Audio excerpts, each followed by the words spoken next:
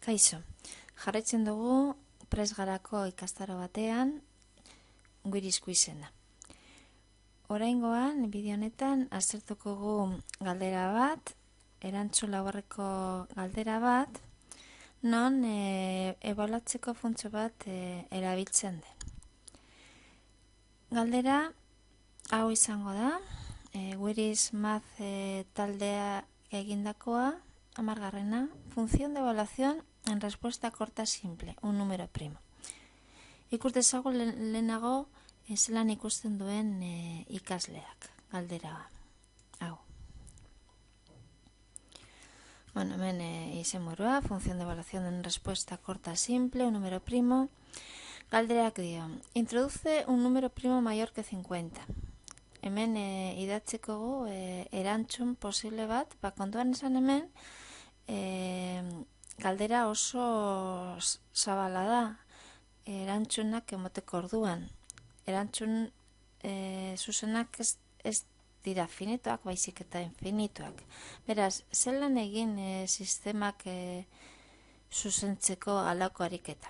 Hau posible da, guirez kuiziz erabiltzen dugulako. Gero ikusiko gu, zelan definitzen da galdera, hau posible izateko. Baina begiratu zenbat aukera ematen digun hemen guiriz kuiziz erabiltzeak.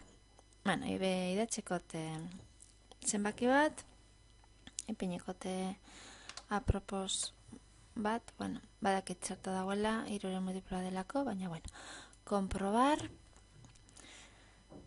txarto dagoela, hemen penalizio bat daukagu 0,10, hemeneko 10.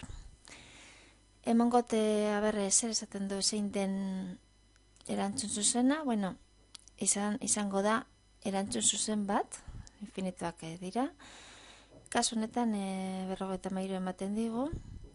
Nahi badugu berrirore ariketa hau egin, lehen bezala, comenzar de nuevo botoian.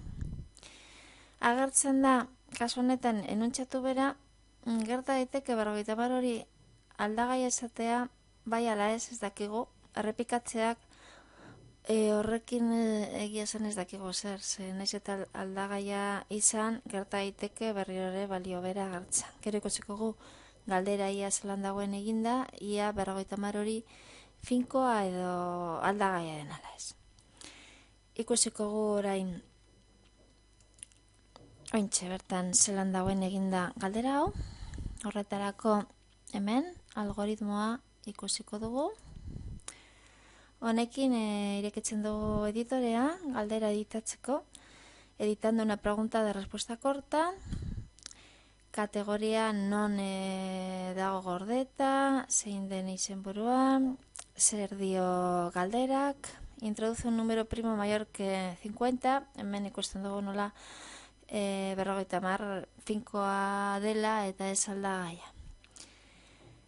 Puntuazioa batetik bat, ez dago komentariorik, erantzuna aldagai batekin, traola ikusten dugulako, zelan dagoen definituta aldagai hori, hemen guiriz kuiziz editorea, eta hemen ikusten dugu horren barruan zer dagoen, función de calificación test izenekoa, eta algoritmoa duela. Hau da, guiriz kuiz erabili inda, guirizkaz saio bat ireke inda.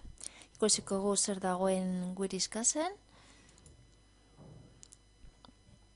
Bueno, lehenengo pestañan, respuesta correcta, ia zein den, pues bueno, A letrarekin aldagaia, principios, aldagaia ikurronekin variables pestañan definituta dagoela, horrek esan nahi du, ia zein den ontzat ematen duguna, eta hemen ebaluatzeko funtzio bat erabiltzen da, eta hori ikus dezakegu hementxe.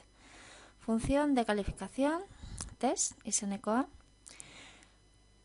Orain ikusiko gu variables pestañan, test aldagai hori zelan dagoen definituta. Kuerizkaz saio bat daukagu hemen, liburutegi honetan aldagaiak definitzen dira. Batetik A, lehen traolarekin agertu da, baina kasu honetan izatez ez da aldagai bat, zenbaki finko bat da, emoteko eskatzen denean emon erantzuna, erantzun infinitoak dira, beraz, emon behar dugu adibide jakin bat. Kasu honetan, aukeratu egin da 53. Gero agertzen zaigu koloreagatik dakigu hemen komentario bat dela, ez da ejekutatzeko funtzio bat. Funtzioa badator definituta hementxe. Funtzio bat definitzeko funtzio horrek sententzia bat baino gehiago baldin badu, erabilikogu ez lerro bakarra, hau izan leike, baina funtzioak gehiago egingo du, beraz, definitu egin behar dugu bestera batera. Deitzen dugu horrela, test, parentesen artean isa, definitzeko bi puntu eta berdin, eta gero, inizio eta fin, lortuko dugu emetik, programazion menutik. Bueno, parkatu, lehenago, aldatukot hizkuntza, euskara, aukeratuko, eta komando guztiak orain euskaraz agertuko dira, menu guztiak hemen dena euskaraz. Variable zitza denez, hori noski ez da itzultzen. Hemen daukagu gure funtzioa, hasiera eta bukaera erabiltzeko, definitzeko funtzio berri bat, programazioa pestainan hemen ikusten dugu hasiera bukaera. Hau emonta gero, agertzen da berez idatzita urdinez dagoena, hasiera eta bukaera, eusten du leku bat idazteko funtzioaren komandoak. Kasu honetan bi agertzen dira, galdera bat, funtzio baten moduan, funtzioen erantzuna izan daiteke edo faltzu edo egia, gezurra edo egia, segun eta sartzen den zenbakia 50 eta lehena bi baldintza hauek betetzen duen zenbaki horrek. Eta gero esaten digu itzultzeko, idazteko soluzioa, sol funtzioarena. Sol funtzioarena da erantzun bat. Izango da egia, ziur agertuko da, hau betetzen bada edo faltzu, hau betetzen ez bada. Batetik edo lehenengo baldintza ez dela betetzen, edo bigarrena edo biak ez dira betetzen. Nahi badugu hemen, egiazta dezakegu test funtzio hau, adibidez, test, idatzeko iaz esaten du honek 56 zenbakia idazten badut.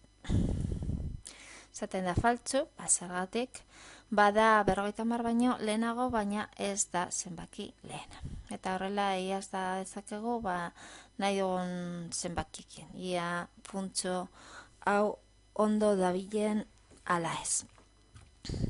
Bueno, aceptar. Eta jarraitzen dugu, hemen daukagu ondo erantzuten bada, 100 izango da, eta txarto erantzuten bada, kenduko da 110. Bueno, besterik ez, galdera honekin.